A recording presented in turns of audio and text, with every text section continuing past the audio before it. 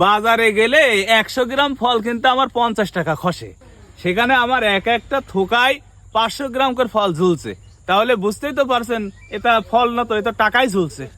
হাসি খুশি কারণটা কি? হাসি খুশি বাগানে আসছেন, আপনারা দেখতেই পাচ্ছেন কিভাবে আমার গাছে টাকা ঝুলে আছে। এই কথা বলছেন, কারণটা কি? টাকা ঝুলেছে কারণ কি? আরে ভাই, তো বাজারজাত করলে 400 টাকা কেজি, এক একটা থোকায় হাফ কেজির উপরে আঙ্গুর আছে। তা আমার গাছে আমার মাথার উপরে যখন টাকা ঝুলছে, আর টাকা দেখলে তো কাঠের পুতুলও হাসে, আর আমি তো মানুষ, আমি তো হাসতেই পারি।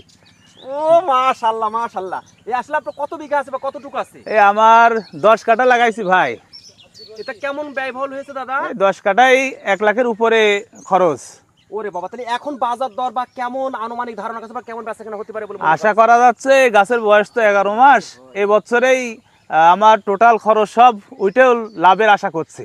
তারপরে একটা আনুমানিক ধারণা যে বাজার দর হিসেবে কত লাখ টাকা বেচাকেনা হতে পারে বলে মনে করছেন? লাখ দেড়েক টাকা আশা করা যায়।